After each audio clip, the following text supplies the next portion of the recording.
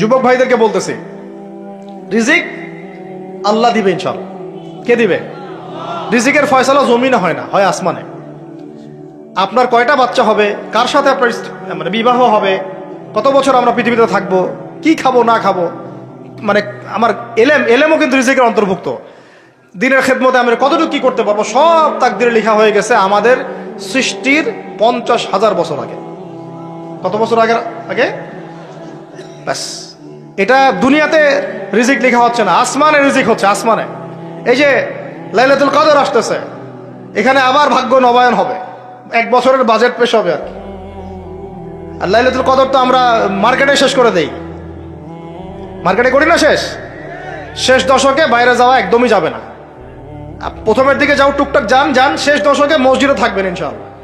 বেশি সময় পারলে ইতিকাফ করবো, না পারলেও বেশি সময় মসজিদে থাকবো ইনশাআল্লাহ।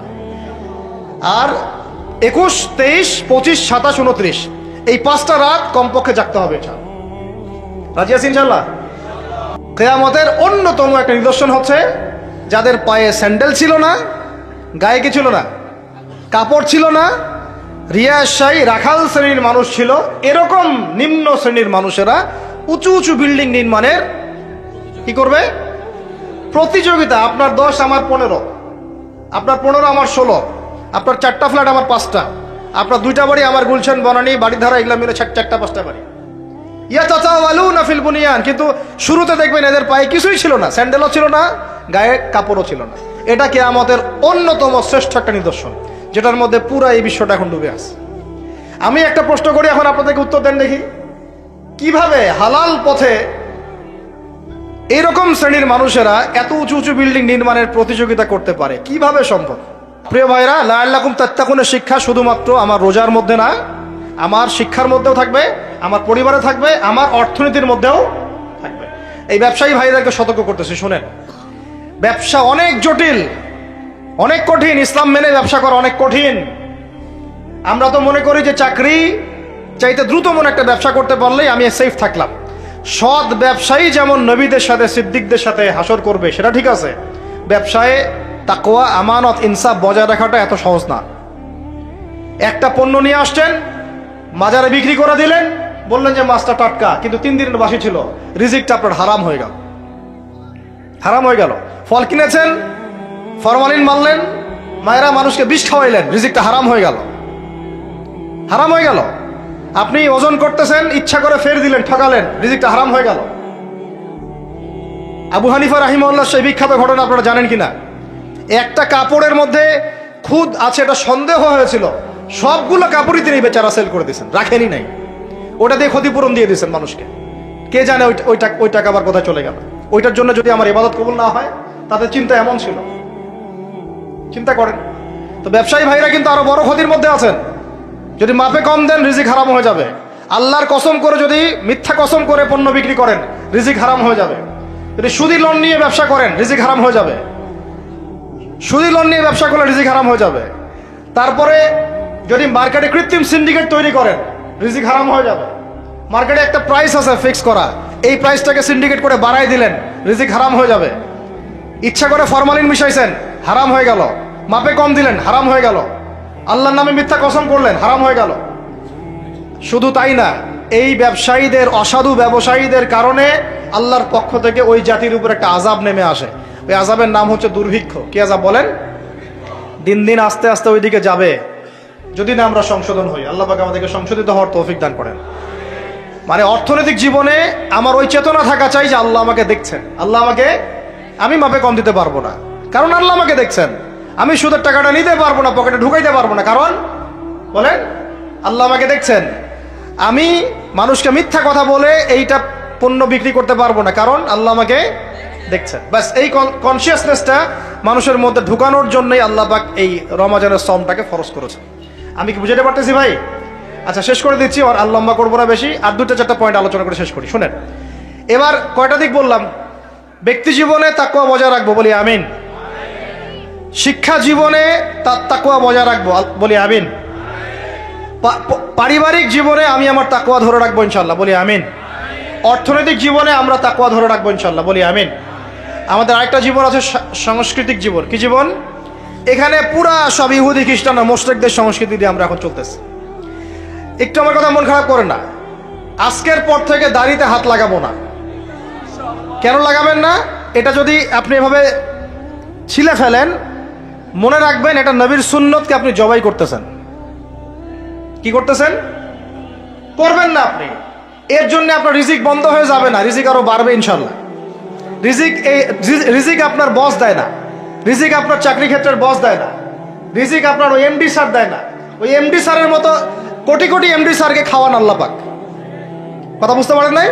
যদি বলে দাড়ি রাখলে চাকরি হবে না, আপনি বলবেন এই চাকরিটা আমার দরকার নাই, আমি শশা বিক্রি করে খাবো, আমি মুদির দোকানদারি করে খাবো, আমি ছোট্ট উদ্যোক্তা হয়ে খাবো, তাও ভালো, দাড়ি তাও শেভ করবো না ইনশাল্লাহ।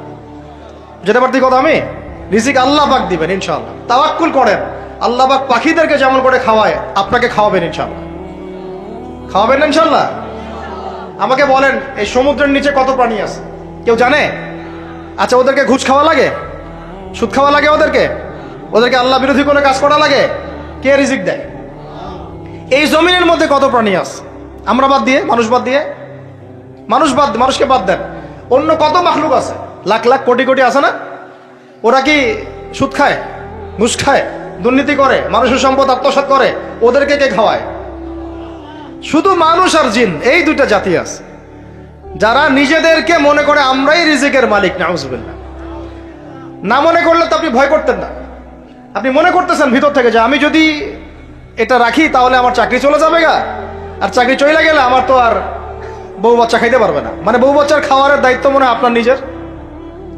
মনে করেন আল্লাহ না করুক, কথার কথা, মনে করেন আল্লাহ না করুক যে বাংলাদেশে বড় কিছু হয়ে গেছে, বাংলাদেশ থেকে ধরেন 5 কোটি মানুষ নাই, গায়ে হইতে পারে না? পারে না। ওই যে যারা ওখানে 5 তলা 6 তলায় গিয়েছিল খাবার খাইতে, ওরা কি জানতো যে এরপরে এখানে পুরো মরতে হবে? জানতো? তো হঠাৎ করে আল্লাহর গজব আসতে পারে না? আর গজব ডাকার তো সব পদ্ধতি আমরা এখন অবলম্বন করে ফেলছি।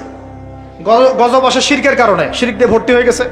গজব আসে হচ্ছে সুদের কারণে, সুদ দিয়ে ভর্তি হয়ে গেছে। গজব আসে হচ্ছে বেহায়াপনার কারণে, বেলাল্লাপনা, বেহায়াপনা, মানে পর্নোগ্রাফি, জেনা, ব্যভিচার ভর্তি হয় নাই?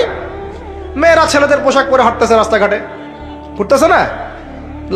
হায়া লজ্জা সব উঠে গেছে। তারপরে গান বাজনা বাদ্যযন্ত্র, এটা গজব নাজিলের কারণ, বাড়ছে না? কিছু বলতে গেলে আপনাকে শাসাই দিবে উল্টা, আপনাকে শাসাই দিবে, এইরকম একটা অবস্থা। তারপর একটা হচ্ছে গজব নাজিল হওয়ার, সেটা মাপে কম দেওয়া, ওই কমে শুআয়বের মতো মানুষের সম্পদ অন্যায়ভাবে ঠকা খাইতো। এগুলো আমরা করি না? মানে শিরক, কুফরি, কেবর, অহংকার, জেনা, ব্যভিচার, মদ পান, সুদ, এগুলো আমাদের মধ্যে ছড়াই গেছে না, যায় নাই? এমনকি সমকামিতাও তো ছড়াই নাই। এখন আবার লিঙ্গ পরিবর্তন করে মানুষ ট্রান্সজেন্ডার হইতাছে, ইত্যাদি ইত্যাদি, নাউজুবিল্লাহ। আর আল্লাহ পাকের বিধান, কোরআন বাদ দিয়ে তো তাগুতি বিধান চলতেই আছে না? এগুলোতে আল্লাহ পাকের শাস্তি কত কাছে মনে হয় আপনাদের? যে কোনো সময় আসতে পারে না? ওইটাই বলছিলাম, মনে করেন যে বাংলাদেশের 5 কোটি মানুষ নাই, ভূমিকম্পে ধ্বংস হয়ে গেছে, অথবা মনে করেন গজবে ধ্বংস হয়েছে, অথবা অন্য কিছু, নাউজুবিল্লাহ। আল্লাহ পাক আমাদেরকে মাফ করেন, আমি। এখন ওই 5 কোটি মানুষের পরবর্তী প্রজন্ম, মানে বাল বাচ্চা কাচ্চা যারা আছে, এদের জীবন চক্র থেমে যাবে না চলতে থাকবে? বলেন, পৃথিবীর ঘূর্ণন থেমে যাবে না চলতে থাকবে? সময় থেমে যাবে না চলতে থাকবে? তাহলে আমরা কেন চিন্তা করি যে আমরা ছাড়া আমাদের পরিবার চলবে না? হ্যাঁ, আমরা এই হারাম চাকরি না করলে আমার পরিবার খাইতে পারবে না, আমি সুদ না খাইলে আমার পরিবার চলবে না, আমি সমিতিতে নাম না লেখাইলে আমার বাল বাচ্চার বেতন দিতে পারবো না। কেন চিন্তা করি এভাবে? আমার কথায় কি যুক্তি আছে না নাই? একটু হলেও তো আছে নাকি? আমরা যদি কেউ না থাকি আমাদের পরিবার চলবে না? চলবে। আমার আব্বা মারা গেছেন আমার বয়স যখন 5.5 কি 6 বছর, আমার ঠিক মনেও নাই স্মৃতিতে, 5.5 কি 6 বছর, এরকম অনেকেই আছেন ছোটবেলায় বাবা। আমাদের নবী সাল্লাল্লাহু আলাইহি ওয়াসাল্লাম তো বাবা জন্মের আগেই ইন্তেকাল করছেন, করেন নাই? তো যখন আমার আব্বাদের জেনারেশন জীবিত ছিল, তখন তারা চিন্তা করতো আমাদের ছেলেরা কিভাবে খাবে, কি পড়বে, কোন বাসায় থাকবে, কি করবে, চিন্তা করতো না? এখন যে আমি ধরেন, এটা কত বছর, 2024, 98, 26 বছর থেকে আমি এতিম অবস্থায় আছি। মনে করেন কত বছর? 26 বছর হয়ে গেছে। 26 বছর আমি চলি নাই, খাই নাই, কাপড় পরি নাই, পড়াশোনা করি নাই, আজকে আপনাদের সামনে বসে আছি না? এগুলো কার দেওয়া? তাহলে আমাদের চিন্তাটাকে আগে আল্লাহমুখী করতে হবে। রমজান এই চিন্তাগুলো দেওয়ার জন্যই আসে, যে আল্লাহ কনসিয়াসনেস, তাকওয়া মনের মধ্যে ঢুকানো, যে আল্লাহ আছেন আমার সাথে, আল্লাহ আমাকে দেখছেন, আমার কথা শুনছেন, আমার জীবনের সবগুলো ডিপার্টমেন্ট আমি আল্লাহ ভীতি দিয়ে ঢেলে সাজাবো ইনশাআল্লাহ। তাহলে আল্লাহ পাক বেহিসাব রিজিক দেবেন ইনশাআল্লাহ, বেহিসাব ইনশাআল্লাহ। তো যেটা বলছিলাম, আর দুটা পয়েন্ট বলে শেষ করতেছি ভাই। আমরা যে সাংস্কৃতিক অঙ্গনে যে যখন যাব, এখানে আল্লাহ ভীতির পরিচয় দেওয়া লাগবে। আমি এমন কোনো সংস্কৃতি ফলো করতে পারবো না যেটা আল্লাহর বিরুদ্ধে যায়, রাসূলের বিরুদ্ধে যায়। সবার আগে নিজের চেহারা ঠিক করেন, কাপড় ঠিক করেন, মাথায় টুপি নিয়ে আসেন, পাগড়ি নিয়ে আসেন, ঢিলাঢালা পোশাক পরেন। আমি বলতেছি না যে আপনার শার্ট প্যান্ট পরে নামাজ হবে না ইত্যাদি, এই মাসালা আমি দিতে যাচ্ছি না, এটা অন্য মাসালা, অন্য আলোচনা। কিন্তু আমরা আমাদের নবীর সুন্নত নিয়ে গর্বিত থাকবো ইনশাআল্লাহ। এটা আমার নবীর সুন্নত, আমার নবী মুহাম্মাদের সুন্নত সাল্লাল্লাহু আলাইহি ওয়াসাল্লাম, যার হাতে আমি হাউজে কাউসারের পানি খাইতে চাই, যাকে আমি স্বপ্নে একবার দেখতে চাই। দোয়া করি না আমরা এগুলা? যার রওজার সামনে গেলে আমাদের চোখ দিয়ে ধরধর করে পানি পড়তে থাকে, তিনি ওখানে জীবিত না? আমাদের সালামের উত্তর দেন না? সুবহানাল্লাহ। আমরা কি বলবো আসলে, প্রসঙ্গক্রমে কথা চলে আসে। যেই মানে জমিনে নবী সাল্লাল্লাহু আলাইহি ওয়াসাল্লাম শুয়ে আছেন, সাহাবায়ে আজমাইন শুয়ে আছেন, এখন ওইখানে দেখতেছি যে 70টা সিনেমা হল চালু হয়ে গেল। কি একটা অবস্থা! সুবহানাল্লাহ। আল্লাহর ভয় কোথায় কোথায় চলে গেছে। এবং বলিউড, হলিউড সব সিনেমা হচ্ছে, গান বাজনা হচ্ছে, মানুষ দেখতেছে মদের বার ওপেন করা হচ্ছে, মানে পশ্চিমা আদলে ঢেলে সাজাতে যাচ্ছে সবকিছু। হ্যাঁ, আর এগুলোর বিরুদ্ধে দু চারটা লাইন বললে আমাদেরকে বলবে যে আকীদা ঠিক নাই, হ্যাঁ, মানহাজ ঠিক নাই। হ্যাঁ, সুবহানাল্লাহ। তোমাদের মতো দালালি মানহাজের আমাদের দরকারও নাই। যেই মানহাজ তোমাকে সত্য কথা বলতে শিখায় না, ওইটা আবার কিসের মানহাজ? ইবনে তাইমিয়ার নাম ভাঙায় খাচ্ছ তোমরা। আর ইবনে তাইমিয়া রাহিমাহুল্লাহ 5 বার জেল খাটছেন। কয়বার? 4-5 বার জেল খাটছেন। বেচারার তো জিন্দেগি জেলেই চলে গেছে। তার ছাত্র ইবনুল কাইয়্যিম, তার নাম ভাঙায় খাও তোমরা। ইবনুল কাইয়্যিম রাহিমাহুল্লাহ, তার ওস্তাদের যে মহব্বত, তার মহব্বতে তিনি নিজেও জেলে ঢুকে গেছিলেন। সুবহানাল্লাহ। তো সহিহ আকীদা কি? যে আকীদা কোরআন এবং সুন্নাহর আলোকে আপনাকে সত্যি কথা বলতে শেখায়, এটা সহিহ আকীদা। আর যে আকীদা কোরআন এবং সুন্নাহর সত্য কথাগুলো আপনাকে বলতে বাধা দেয়, মুনাফিকদের পক্ষপাতিত্ব করতে শেখায়, ঘুরিয়ে ফিরিয়ে ইহুদিদের পক্ষে কথা বলতে শেখায়, ওইসব সহিহ আকীদা শেখারও আমাদের দরকার নেই। ওটা সহিহ ভুল আকীদা। কি আকীদা? সহিহ ভুল। সহিহ, ওটাও সহিহ, কিন্তু ওটা সহিহ ভুল। এখন কথা হচ্ছে, আমরা কাউকে আঘাত করতে যাচ্ছি না, কথাটা চলে আসলো। নবীর বিলাদের মধ্যে এগুলো হচ্ছে, এখন আমরা দেখতেছি। আমি এমনও দেখছি, বিশ্বাস করবেন কিনা, নবী সাল্লাল্লাহু আলাইহি ওয়াসাল্লামের রওজা, এখানে ওলামায়ে কেরাম যারা গেছেন আপনারা তো অনেকেই জানেন, অনেকগুলো গেট, গেটের বাইরে দাঁড়ায় মানুষ সিগারেট খাচ্ছে। আপনারা যদি এখন যান, অনেকে দেখতে পারবেন এই দৃশ্যটা। দেখেন, ফিলিংসই নাই যে আমাদের নবী সাল্লাল্লাহু আলাইহি ওয়াসাল্লাম আমার থেকে যে 500 গজ দূরে বা 1000 গজ দূরে আছে। মানুষের চিন্তা চেতনা এখন এই জায়গায় চলে আসছে। তো নবীকে মহব্বত করতে হবে। নবীকে মহব্বত করার সবচেয়ে বড় নিদর্শন হচ্ছে আমি তার সুন্নত মেনে চলি কিনা। তার মতো উঠি, তার মতো বসি, তার মতো ঘুমাই, তার মতো খাই। খাওয়া তো বাদ, আমাদের তো খাওয়ার টেবিলে আমরা হেরে গেছি। নবীজি বলেছেন 1 পেট খাও, আমরা খাই 7 পেট। কয় পেট? আমরা খাওয়ার টেবিলে হেরে গেছি। আমার ওস্তাদ একটা কথা বলেন, যে মুসলমান খাবার টেবিলেই হেরে যেতে পারে, এরা কোশ্চিন গেলেও জিহাদের মাঠে জিততে পারবে না। যারা জিতেছে, ওই যে আমেরিকাকে পিটাই বের করছে, ওরা দেখবেন খালি রুটি খায়, মোটা মোটা রুটি, তা 2-3টা করে। তাবলীগের সময় দেখেন নাই আপনারা, 2টা করে রুটি খায়, সারাদিনে 2-3টা রুটির বেশি কিছু খায় না। ওদের ফিগার ফিটনেস আমাদের চেয়ে এত বেশি ভালো, আমার মতো 10টা ছেলেকে একাই সময় দিতে পারবে, এত ভালো। সপ্তাহে 1 দিন খালি রাইস খায়, তাও শুক্রবারে। এটা দেখছি আমরা তাবলীগে। তো তাদের দ্বারা ইসলামের যে খেদমত হয়েছে, আমাদের দ্বারা হয়েছে? তো খাবার টেবিলে আমরা হেরে গেছি। খাবার ঠিক করেন। রমজান মাসে বেশি বেশি খাবেন না, গপ গপ করে খাবেন না। সাহারিতে পরিমিত খাবেন, কিন্তু পুষ্টিকর খাবার খাবেন। ইফতারে আবার 7 পেট খেয়ে তারাবির নামাজে ঘুমায় যায় না। লিমিটেড খাবেন, কিন্তু পুষ্টিকর খাবার খাবেন। আর এখনকার খাবারের যে মান, এগুলো যত কম খাওয়া যায় ততই ভালো। আমার খুব মন চায় যে সব দেশি পণ্যের একটা বিজনেস শুরু করি। আমি নিয়ত করছি, আল্লাহ পাক তৌফিক দান করে দেন।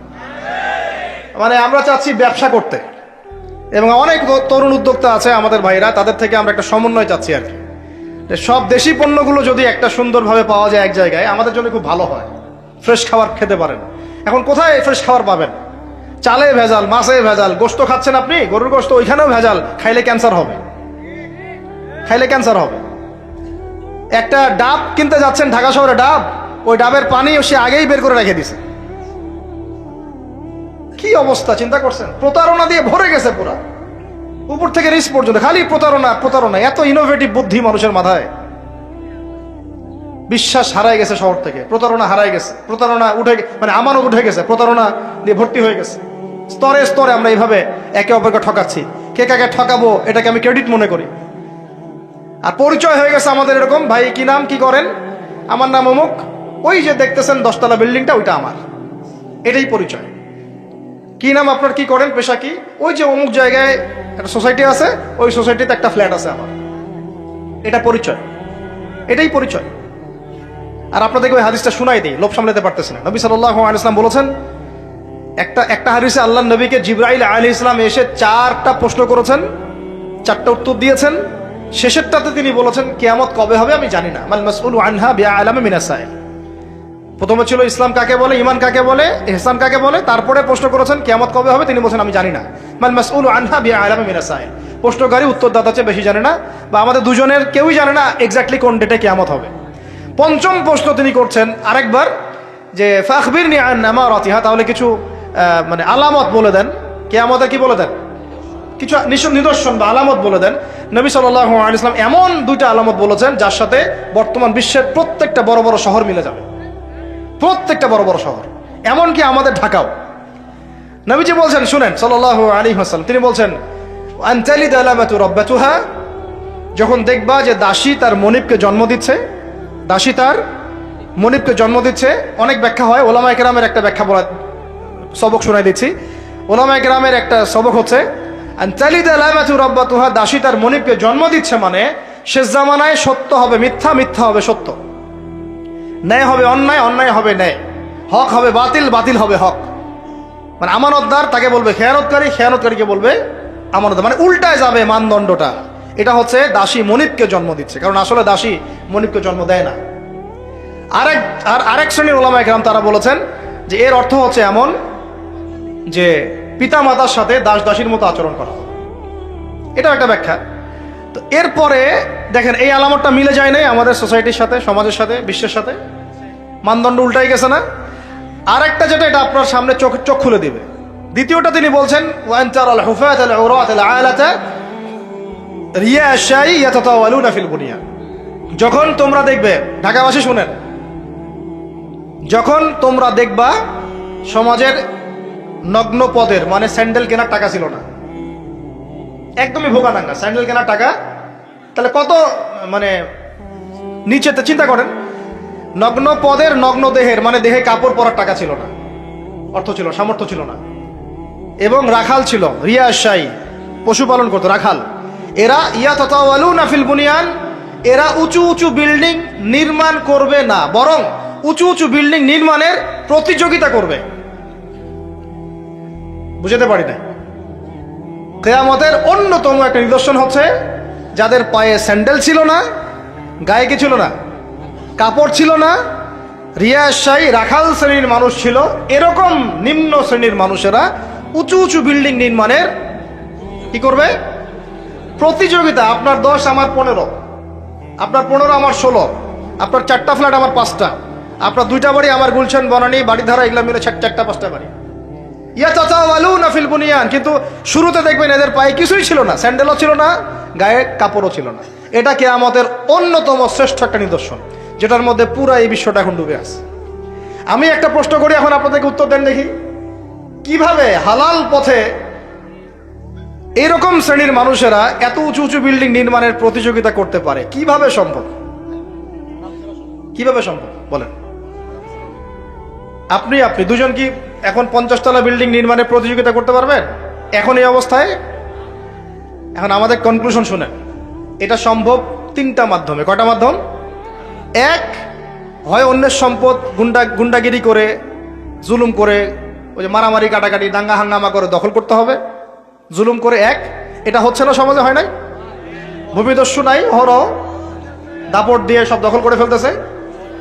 পরকালে কোনো ভয়ই নাই, আল্লাহ পাক যে কাঁধের মধ্যে 7 তবক জমি চাপাই দিবে, এটা ভয় নাই।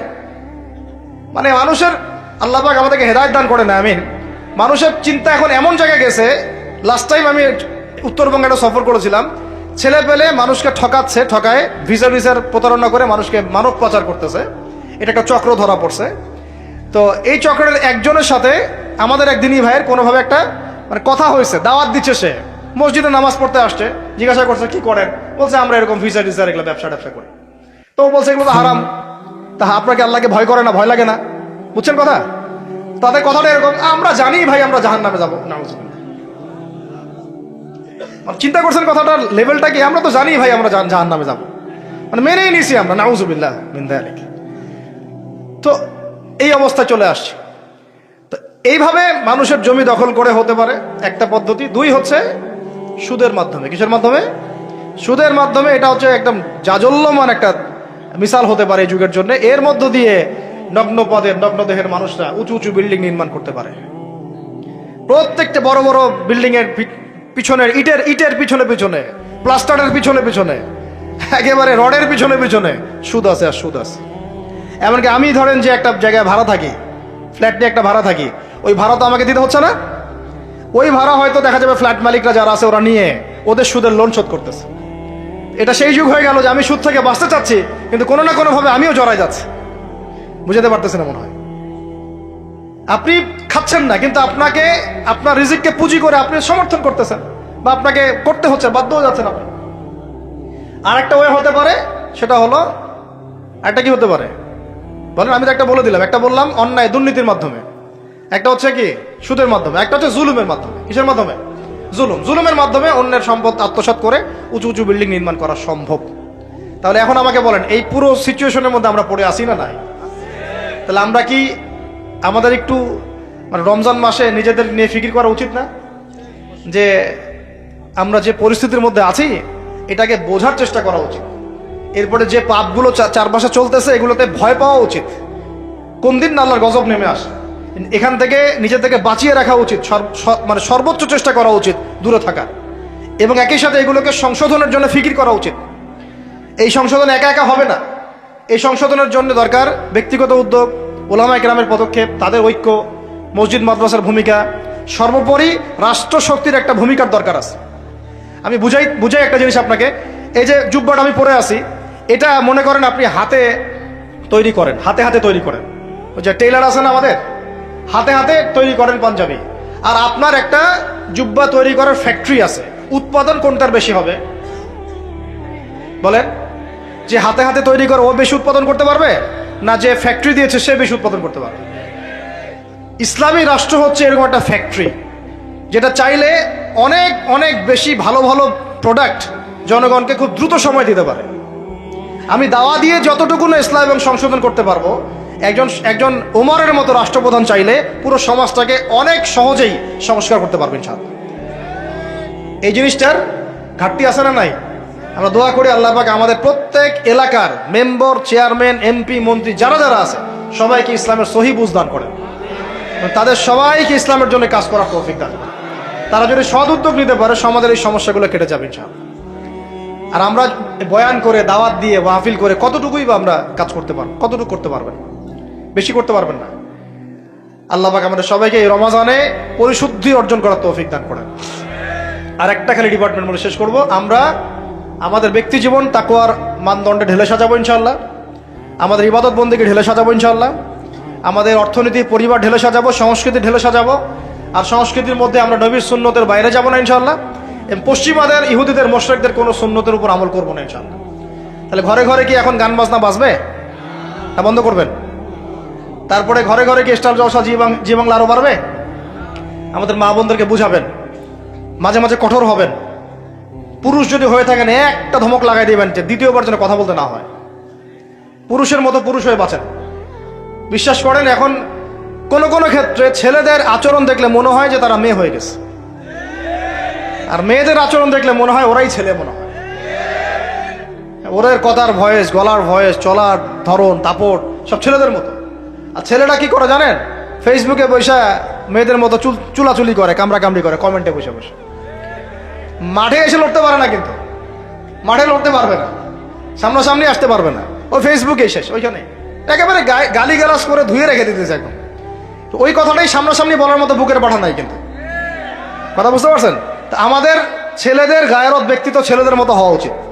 পরিবারটা আমরা কন্ট্রোল করবো ইনশাআল্লাহ। আমার মেয়ে, আমরা বেঁচে থাকতে আমাদের মেয়েরা বেপর্দা বাইরে যাবে না ইনশাআল্লাহ। আমরা বেঁচে থাকতে আমাদের স্ত্রীরা বাইরে বেপর্দা যাবে না ইনশাআল্লাহ। পারা যাবে না ইনশাআল্লাহ। আর মা এবং বাবাদের প্রতি কঠোর হওয়া যাবে না। অনেক পরিবারে মা বাবা কথা শোনে না, আমরা জানি। তখন তাদেরকে বোঝাতে হবে, দাওয়াত দিতে হবে। তাদেরকে তো আপনি শাসন করতে পারবেন না, পারবেন? শাসন করতে পারবেন না, বুঝাবেন। সবশেষ কথা হচ্ছে, এই রমাদান আমাদেরকে শিক্ষা দিবে যাতে আমরা ওই তাকওয়া আমাদের রাজনৈতিক জীবনেও বাস্তবায়ন করি। কারণ এটা আপনার জীবনের একটা গুরুত্বপূর্ণ অংশ। আল্লাহ পাক আপনাকে তৌফিক দিয়েছেন, ক্ষমতা দিয়েছেন, আপনি পলিটিক্স করছেন। এখানে কি আল্লাহ ভীতির কোনো জায়গাই নাই? হ্যাঁ, এখানে আল্লাহকে ভয় করার দরকার নাই নাকি এখানে আমি মানুষকে ভয় করব? কোনটা? আমি কি এখানে চাইলে একটা মানুষের ক্ষতি করে দিতে পারি? একটা মিথ্যা মামলা ধরা দিতে পারি? আমি চাইলে একটা মাজলুমের প্রতি, দুর্বলের প্রতি জুলুম করতে পারি? নাকি আল্লাহ পাক আমাকে যে দায়িত্ব দিয়েছেন এইটাকে আল্লাহর পথে কাজে লাগাবো? কোনটা করবো? এটাই হচ্ছে পলিটিক্যাল লাইফ। আপনারা অনেকে বলেন ইসলাম এক জিনিস, পলিটিক্স আরেক জিনিস, অথচ সূরা বাকারার শুরুর দিকে আপনি পাবেন ওয়াইয ক্বালা রাব্বুকা লিল মালায়েকা ইন্নী জাঈলুন ফিল আরদি খলিফা। আদম আলাইহিস সালামকে আল্লাহ পাক দুনিয়াতে পাঠিয়েছেন আল্লাহর কি হিসেবে?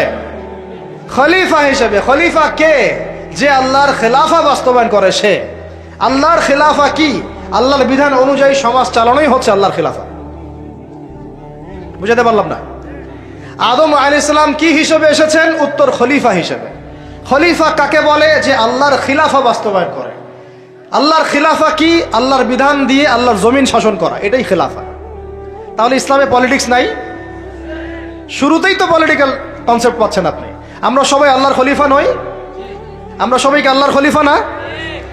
আল্লাহর খলিফা হিসেবে আমাদের দায়িত্ব কি? শয়তানের বিধান বাস্তবায়ন করা না আল্লাহর বিধান বাস্তবায়ন করা?